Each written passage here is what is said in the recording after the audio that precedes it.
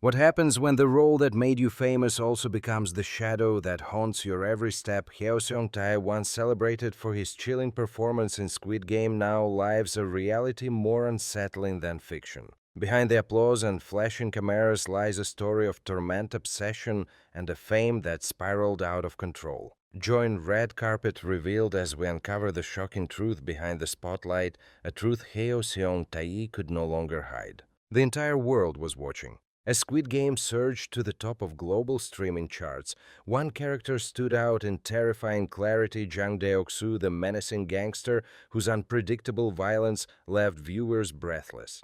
Behind that sinister glare was Heo Seong-tae, the man who brought the villain to life with such brutal authenticity that fans couldn't look away.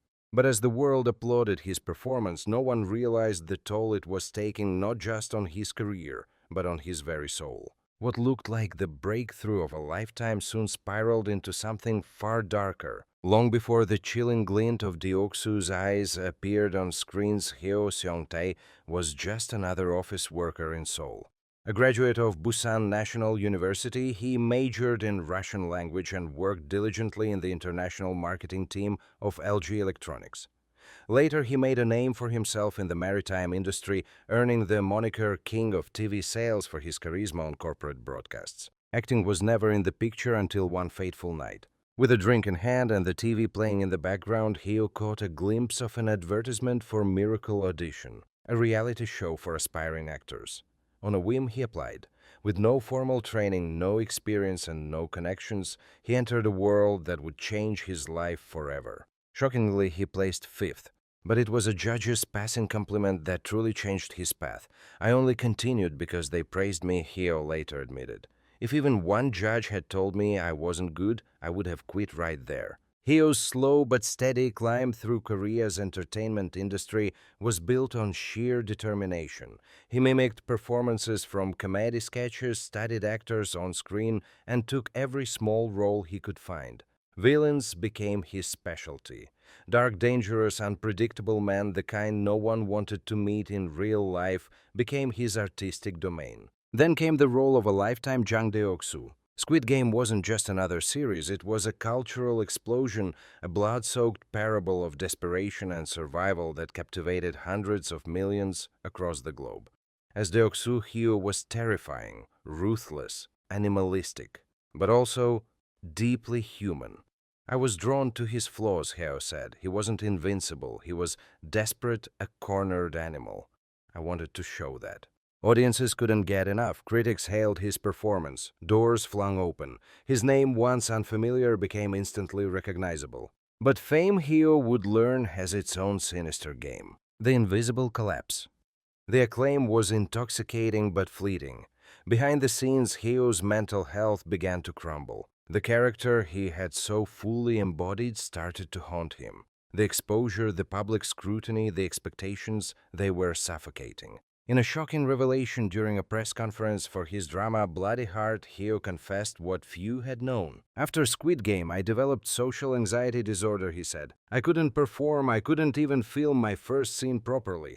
I felt like I was breaking apart. He publicly apologized to his co-star child actress Choi Ri for failing to deliver his part in their early scenes. The guilt consumed him. The man who had once dominated scenes with explosive presence now found himself afraid to even stand in front of the camera. Worse still, the psychological strain was accompanied by physical devastation. A body on the edge to play Deok-soo, Heo didn't just act, he transformed. During quarantine, he lost 19 kilograms, hoping for a leaner look.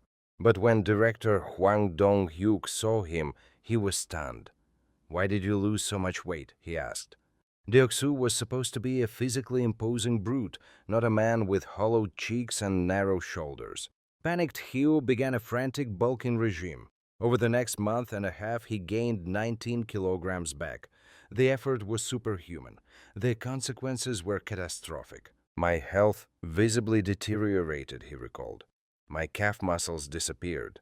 My knees started to ache. My whole body felt like it was falling apart.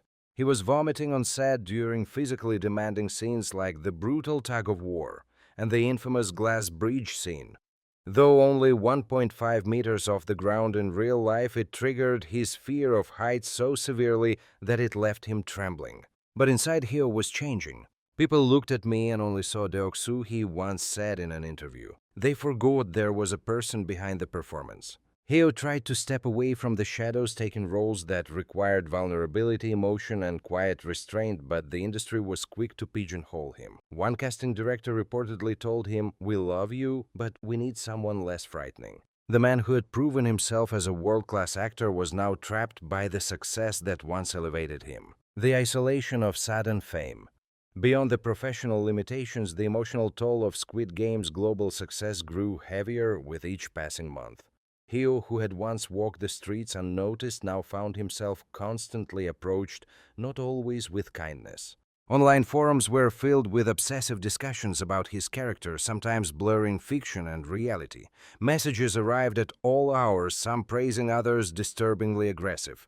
One even accused him of being too convincing as a killer, insinuating he must harbor real darkness inside. It wasn't just social anxiety that plagued him, it was the profound loneliness that often accompanies rapid fame. You're surrounded by people, yet you feel completely alone, Heo confided to a fellow actor on set. The fame came quickly, but the isolation came faster, a role that crossed psychological boundaries. To understand just how deeply Squid Game affected Heo Seong-tae, one must revisit the role of Jang Deok-soo. This wasn't a cartoonish villain, he was a man driven by fear, greed, and survival.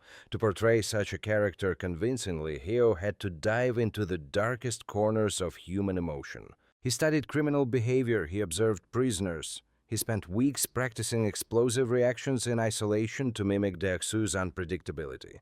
He even avoided speaking kindly on set to maintain the mental state needed for the role. And it worked. Too well. After the shoot ended, Heo admitted it took him months to shake off the psychological residue. He struggled to sleep. He replayed scenes in his mind. He would find himself startled by loud noises or tense in crowded spaces. His friends noticed he had grown quieter, more withdrawn, as if part of him was still living in that deadly game. "It felt like I never left the arena," he said. Resilience in the face of ruin. But despite it all, the anxiety, the pain, the public misunderstanding, Heo Seong-tae didn't retreat. He fought. With the help of a trusted therapist and a few close mentors, Heo began rebuilding his inner world. He practiced mindfulness. He took time off from heavy roles. He rediscovered joy in simplicity, walking his dog, listening to classical music, reading philosophy. His performance in Bloody Heart was a turning point. He played a character rooted in historical complexity rather than primal rage. Audiences saw a new side of Heo, calculated, thoughtful, and refined. The applause was quieter but more meaningful. "I no longer chase the loudest applause," he said. "I chase peace." The unseen battle of great artists. Heo's story is not unique, but rarely is it told. For every unforgettable performance, there is often a personal sacrifice the audience never sees. Actors like Heo Seong-tae put themselves on the line mentally, emotionally, and physically to create something memorable, but the industry rarely provides the tools or space to heal afterward. In the case of Squid Game, a series that thrived on psychological tension and human desperation, the cost was even higher. "We all came out of it changed," Heo reflected. "Some for better, some still recovering. What comes next? Looking ahead." Heo Seong-tae is focused on roles that nourish, not destroy. He's reading scripts that allow him to stretch without shattering. He's considering theater a medium where he can reconnect with live audiences in a more grounded setting. And he's advocating behind the scenes for better mental health support for actors in South Korea's notoriously fast-paced entertainment industry. "Acting should be transformation, not self-destruction," he recently said at a film forum. The scars of Squid Game will likely remain with him forever, but Heo Seong-tae is learning how to wear them with strength, not shame.